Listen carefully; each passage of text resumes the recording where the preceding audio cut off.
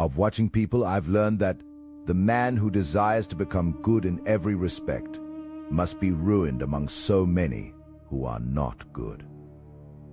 Niccolò Machiavelli. Chapter 1. The Velvet Cage. Goodness, a gilded prison, isn't it? I'll show you how their virtue traps you, how their kindness becomes your chains. It's time to break free. Understood? But what if you are already in a cage, one woven from threads of their expectation? Niccolò Machiavelli understood that people judge by appearances, not by reality. And this ancient truth still ensnares you today. They tell you to be good, to be humble, to consider others first.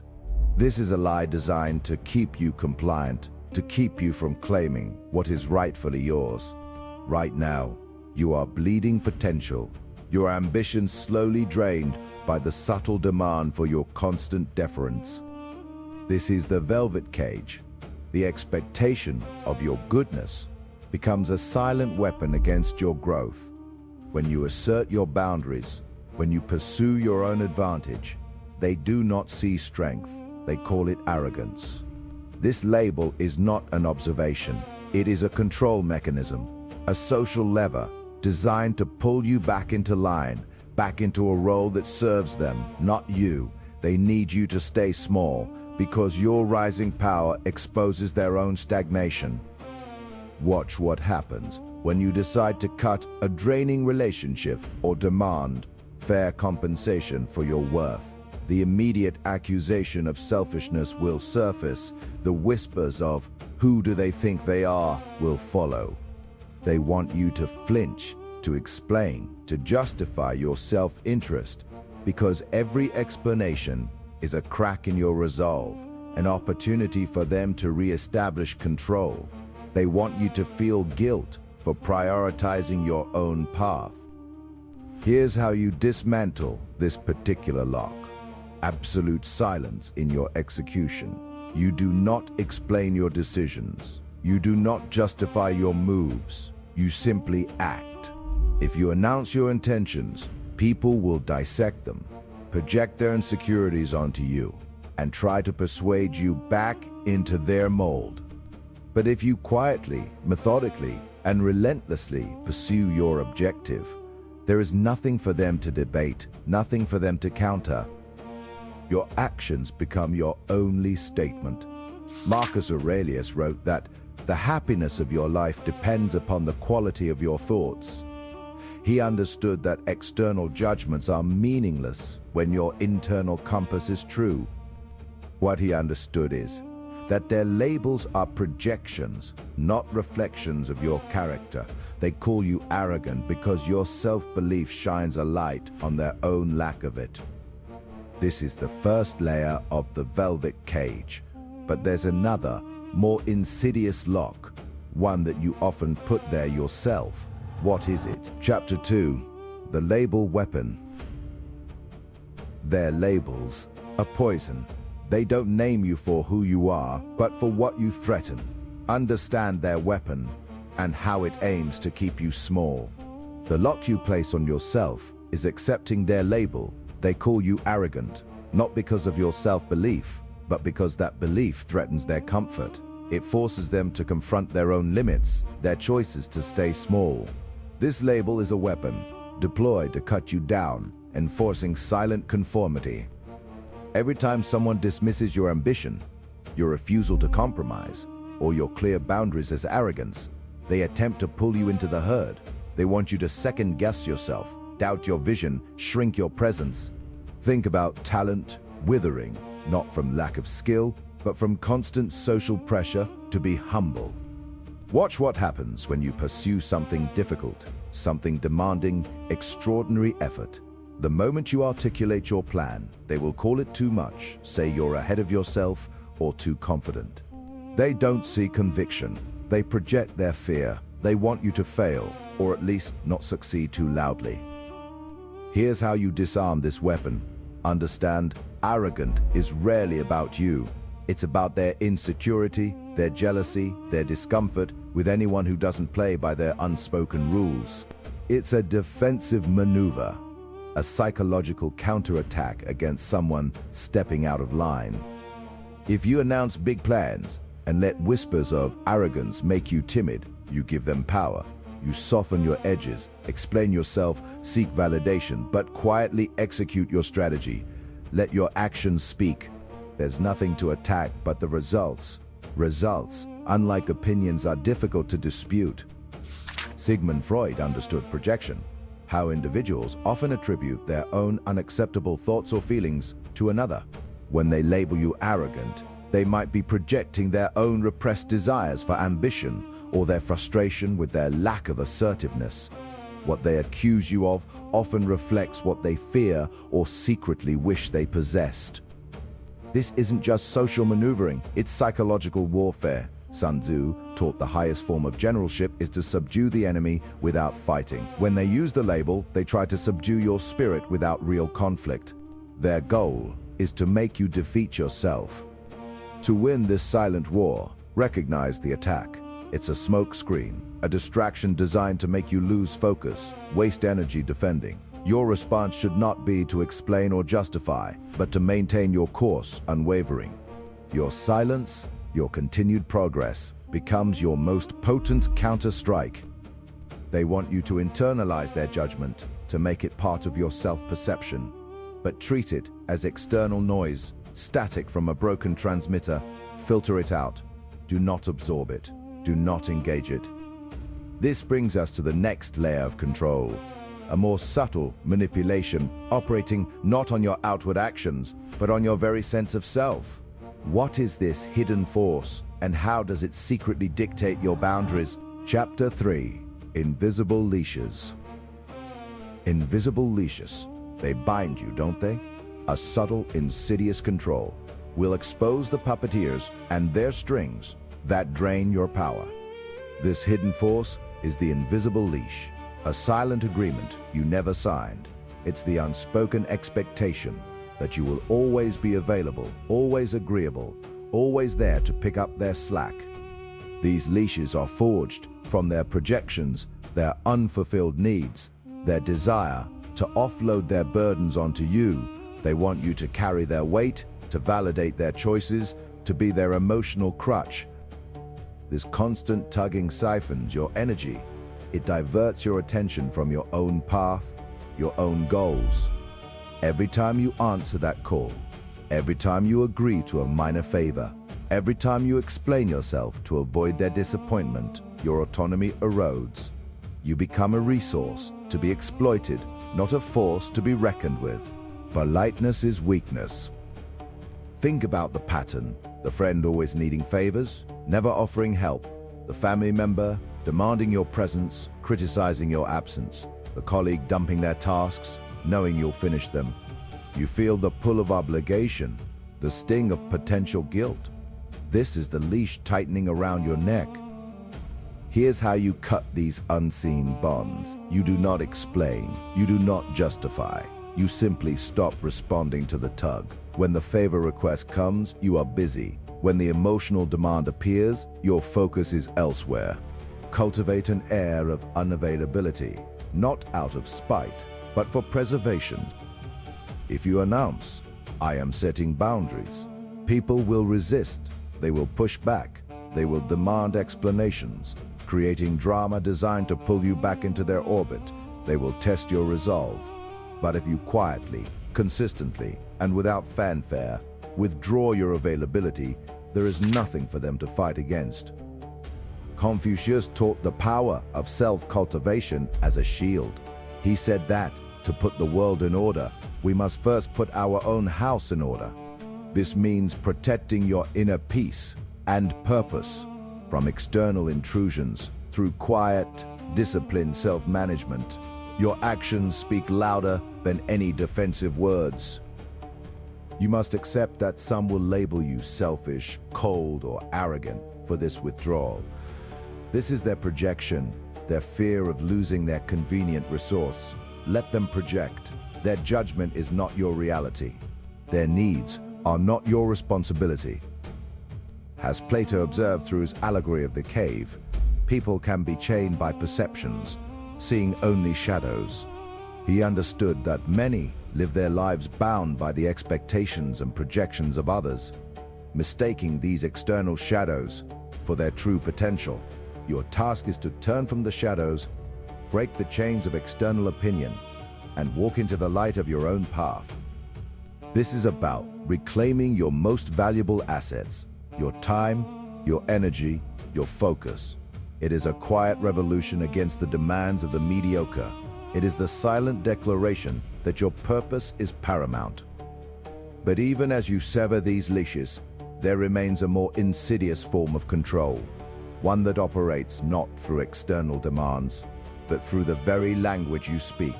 What is this subtle trap, and how does it turn your own words against you? Chapter 4. Projected Needs. The trap, it is insidious. They demand a goodness from you that isn't yours. This chapter, we dissect how their projected needs drain your very essence. The trap is simple. They demand you be good, not genuinely good, but their version of good. This goodness they seek from you is rarely about your true character. It is almost always a distorted reflection of what they lack. They project their own emptiness onto you, expecting you to fill the void they carry inside.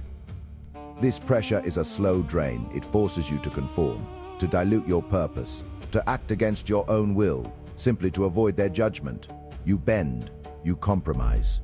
Every time you try to meet their projected needs, you lose a piece of yourself, eroding your resolve and making you dependent on their fickle approval.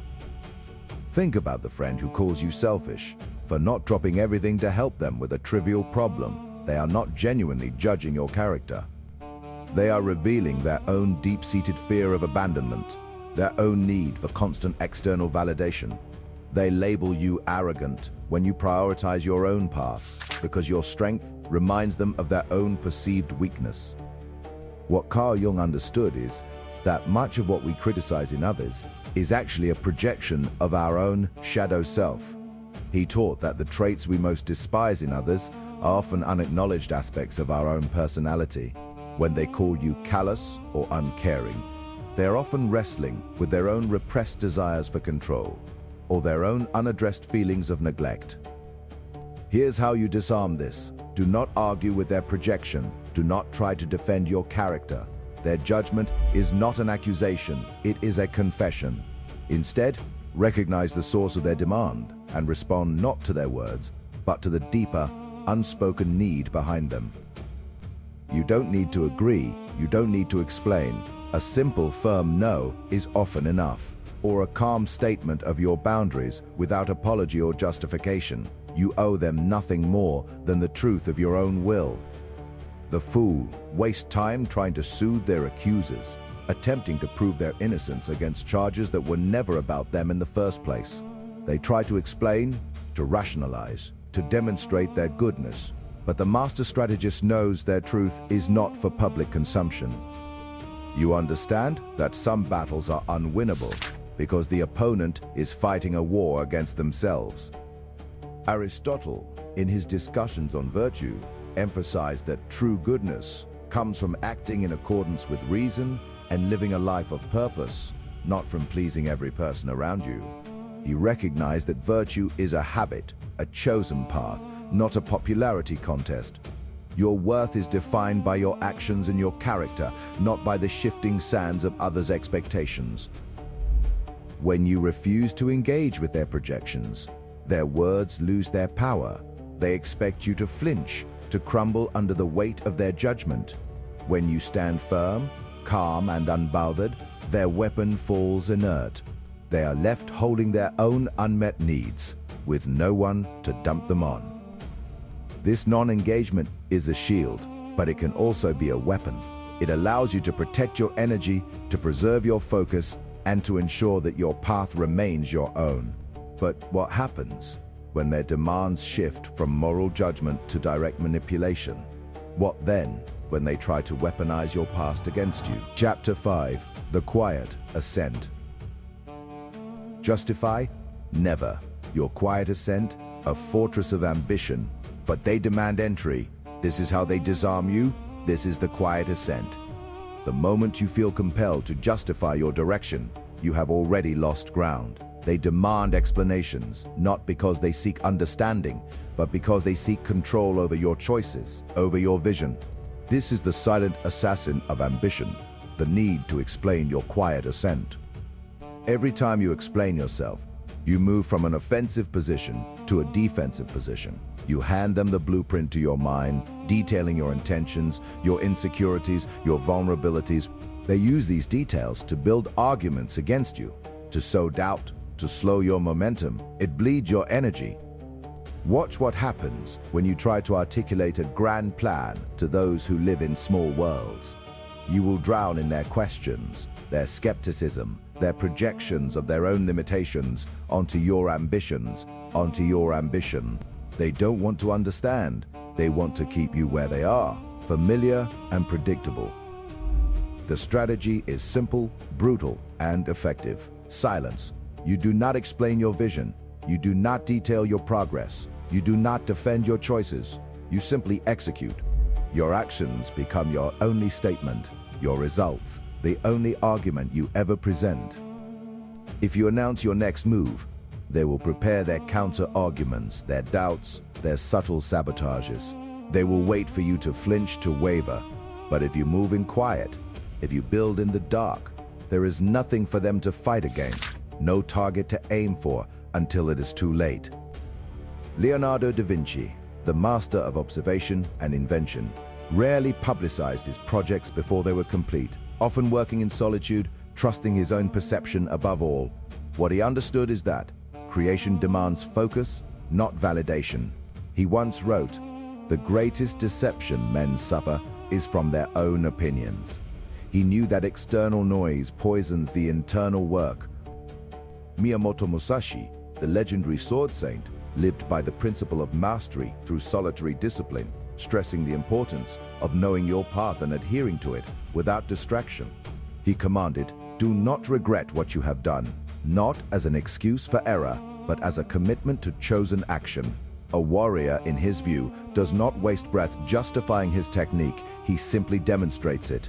This silent demonstration, this unflinching execution, is true power. Your power grows in direct proportion to how little you feel the need to explain yourself to those who do not matter. The less you speak, the more formidable you become. This isn't about secrecy for secrecy's sake. It's about preserving your vital force, your strategic advantage. Silence shields your ideas from premature judgment, allowing them to fully form. It prevents the dilution of your resolve by external criticism. It makes you an enigma, and an enigma is harder to predict, harder to control. They cannot attack what they cannot see. This quiet ascent protects your future, but what about the invisible threads that still pull at you from the past? What happens when their demands shift from controlling your present choices to weaponizing the old wounds you thought were healed? Chapter 6. Kindness's cost. Kindness, a dangerous virtue. It can be a weapon others wield against you, leaving you diminished. We'll explore the true cost of your good intentions. The invisible threads that pull at you from the past often manifest as the cost of your own kindness. They call it empathy, generosity, being a good person, but limitless benevolence transforms into a liability. It's an open invitation for others to siphon your energy, time, and resources. You become a well they draw from without replenishing. This isn't about fostering goodwill. It's about enabling parasitism. Every loan you know won't be repaid. Every extra task you take on for another's inability. Every complaint you hear without them seeking a solution. You are not building trust. You're building a target. You teach them your boundaries are permeable, your reserves endless. Watch what happens when you consistently come through for those unwilling to help themselves. They learn your generosity is a weakness, your compassion a tool against you. Their crises multiply, their needs become urgent. Your own life shrinks to accommodate their endless demands. You are not their savior, you are their supply. Albert Einstein once said, "The world is a dangerous place to live, not because of the people who are evil, but because of the people who don't do anything about it. He understood that inaction, or more precisely, limitless kindness without discernment, allows the opportunistic to thrive at your expense. Your passive benevolence actively enables their draining behaviors. Here's how you reclaim power. Your kindness must become a strategic asset, not a default setting. Define the terms of your generosity. Your giving is no longer unconditional, it is an investment. Reserve it for those who show effort, respect your time, and demonstrate genuine capacity for growth and reciprocity, not just endless consumption. Set your lines. When the familiar request comes, when crisis unfolds, pause. Do not react. Do not automatically rescue. Assess the pattern. Ask if your intervention truly helps them or merely extends their dependence. Your objective is not to be liked, but to be respected. Respect demands firm boundaries. If you announce an open-door policy to every plea, people will flock to your door, not with gratitude, but with empty hands and new demands. But if you quietly establish limits, making your support conditional on real effort, those who truly value you will adapt. Those who only sought to exploit you will move on, finding an easier mark. Seneca, the Roman Stoic, understood self-control, writing that we suffer more often in imagination than in reality. He meant our fear of their reaction, our anxiety about being seen as unkind, often inflicts more pain than the actual act of setting a boundary. That imagined suffering keeps you trapped, constantly giving away pieces of yourself. Your kindness is a powerful force, but it must be directed with precision. Unleashed without thought, it becomes a weapon others turn against you.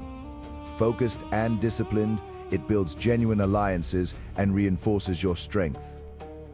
Unlimited kindness often erodes your own self. But there's another unseen drain. Not from external demands, but your internal struggle. What happens when past wounds become the chains that bind your future choices? Chapter 7. Shedding Chains. Freedom, a dangerous illusion. Most men are shackled by ghosts, by fears of yesterday's judgments. Learn how to sever these chains and claim your true power. The biggest chain you wear isn't forged by others. It's built inside you, link by link, from the echoes of what you think others expect. This is the weight of the past self, a phantom limb aching with old criticisms, rejections, and past definitions of who you should be. It makes you hesitate, second guess, constantly seeking validation for steps you already know are right. This internal struggle bleeds your conviction dry. You move like a ghost, pulled by strings from a puppet show long over, always glancing over your shoulder for approval that will never truly satisfy. Every decision becomes a battle between what you want and what this phantom crowd demands. You become a prisoner in your own mind, sacrificing real power for the illusion of belonging to a past you've outgrown. Think about the moments you held back, that project you didn't launch due to a harsh word years ago, the risk untaken because of a parent's disapproval, the truth unspoken because someone once called you abrasive. These old wounds are dormant, ready to trigger, ready to paralyze your will. They prevent you from stepping into your own authority, keeping you in self-doubt. Here's how you break free. Incinerate the old rule book and write your own. Define your moral compass, not as a reaction, but as a deliberate act of self-sovereignty. Your values become your internal constitution, unbending to external opinion. This isn't recklessness, it's being anchored to your definition of what is right, strategic, and serves your vision. Friedrich Nietzsche understood this internal forging of the self. He spoke of becoming who one is, not by conforming, but by overcoming and creating your own values. What he understood is that true power comes from within, from a deliberate will to define your own good and evil beyond the herd's dictates. You stop asking for permission to exist and start declaring it. Most people announce their intentions, seeking immediate applause or validation. They explain their new philosophy, justifying their direction, inviting immediate challenge and doubt. They open themselves to sabotage before they've even begun. But if you quietly build your foundation, define your truth without consensus, There's nothing for them to attack. Your actions become their own argument. The moment you seek universal approval, you become enslaved to the lowest common denominator of taste, courage, and vision. Your ambition is trimmed to fit their small boxes. Your edge is blunted by their fear. You are no longer navigating your own ship. You are a passenger, letting 1,000 tiny hands steer you off course. The cost is your authenticity, your power, and your peace. Abraham Lincoln, facing unimaginable criticism throughout his career, understood the necessity of an internal compass. He stated, "If I were to try to read, much less answer, all the attacks made upon me, this shop might as well be closed for any other business. I do the very best I know how, and I mean to keep doing so until the end." He grasped that some battles are internal, fought by holding firm to conviction, not by engaging every critic. When you finally shed these invisible chains, you gain immense quiet power. You operate with a clarity others mistake for arrogance. It's simply self-possession. Chapter 8. Your own north. A dangerous clarity. They will try to break it. Here, we forge your internal compass, discovering the unshakable north that guides you through the storm of others' opinions. This self-possession, this unshakable clarity, invites a new kind of pressure. They will call it arrogance. They will try to pull you back into the collective, where your certainty is seen as a threat to their comfortable indecision.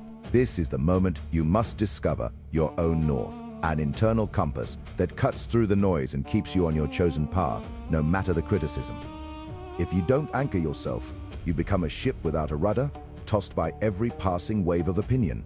You compromise your vision, you dilute your principles, you chase approval instead of purpose. This fear of being labeled arrogant is a silent killer, subtly convincing you to betray your true self, one small concession at a time.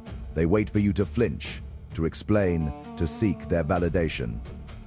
Think about the countless hours you've spent justifying a decision, or worse, altering it, because someone else's discomfort outweighed your conviction.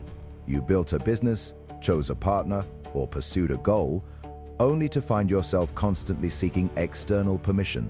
This constant need to explain, to defend, to soften your truth drains your energy and blurs your identity until you no longer recognize the original vision. Here's how you build that unshakable internal framework. Define your core principles, not the ones you tell people you have, but the ones you live by when no one is watching. These are your non-negotiables, the bedrock of your character and your strategy. Write them down, commit them to memory. These will be your only true advisors. When a decision looms, consult your internal compass first. Filter external input through these principles rather than letting external input dictate your direction. Others will offer advice, sometimes well-meaning, often laced with their own fears and limitations. Listen, nod, but then retreat to your inner sanctuary. Socrates, the father of Western philosophy, often spoke of the importance of self-knowledge and living an examined life. He understood that true wisdom comes from within, from questioning everything, especially your own assumptions and the accepted norms of society. He taught that aligning your actions with your values, even if it meant challenging the powerful, was the only path to genuine integrity. If you announce your plans and solicit endless feedback, you invite debate and create avenues for doubt. But if you quietly execute, guided by your clearly defined north, there's nothing for them to undermine. Your actions become your explanation, your results the only justification needed. The whispers of arrogance will eventually fade, replaced by grudging respect for your unwavering trajectory. Nelson Mandela, imprisoned for 27 years, demonstrated the power of an unshakable internal framework. He faced unimaginable pressure to compromise his vision for a free and equal South Africa, yet he never wavered in his commitment to justice and reconciliation. He held his course, guided by a moral compass so strong it eventually reshaped a nation. What he understood is that true conviction can withstand any test, any period of isolation, any chorus of condemnation. This is the quiet power of self-possession, an internal architecture so robust it renders external judgment irrelevant. You are not arrogant, you are simply oriented. Chapter 9. The bold doctrine. Your path is a trap. They call you arrogant. Good. Their judgment reflects their fear, not your value. Will you bend or claim your ground? The choice is stark. You are now oriented. The label others throw at you, arrogant, is not a weapon to fear, but a compass bearing. It tells you exactly where you stand, relative to the path they want you to walk. This path, defined by consensus, is a trap. It promises acceptance, but delivers only diluted purpose and a steady drain on your will. Understand this. Their judgment is a reflection of their own discomfort, not a true measure of your worth. Your choice is stark. Live by their rules and become a shadow of what you could be, or claim the ground you stand on. Every time you bend, every time you soften your stance to appease, you erode your own foundation. You give them a piece of your strategic advantage, a sliver of your future. They are not asking for compromise, they are asking for surrender. Embrace the title, Arrogant Good. It is not about vanity or a swollen ego. It is about a fierce, unyielding conviction in your own vision, your own moral calculus, your own long-term play.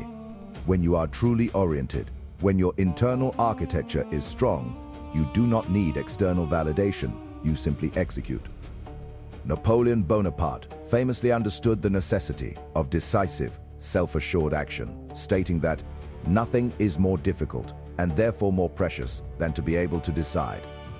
He knew that true leadership demands unwavering conviction, even when faced with the doubts of your own generals or the condemnation of your enemies. Your greatest weapon is not your resources, but your clarity of purpose. Watch what happens when you cease to flinch. The weak will fall away, unable to tolerate the stark honesty of your self-possession. The opportunist will find other targets. What remains are the genuine connections, the loyal few who recognize true strength. This clarity is a strategic filter, revealing allies and exposing detractors. The cost of attempting to be everything to everyone is to become nothing to yourself. You become a resource to be exploited, a pawn in their smaller games. Your energy disperses, your vision blurs. You sacrifice the profound satisfaction of building your own empire for the shallow approval of those who will never truly see you. Winston Churchill, a man who navigated immense pressure and public criticism, often reminded his nation that you have enemies? Good. That means you've stood up for something sometime in your life. He understood that the very existence of opposition confirms you are making an impact, carving out a distinct position, refusing to be invisible. Their accusations are merely confirmation of your movement. Your path is singular. Your principles are your own. The architecture of your ambition, once defined, requires absolute loyalty from its builder. This is not selfishness, this is self-preservation. It is the core of any long-term strategy that aims for true influence, true impact, and true autonomy. This is the final lesson. Let them call you arrogant. Let them whisper their judgments. Let them try to pull you back into their mediocre orbit. Your only response is continued, relentless execution. Build your vision, protect your boundaries, consolidate your power. Never explain, never apologize, never deviate. Your silence is your shield. Your actions are your undeniable proof. The only validation you require is your own. Now, go build.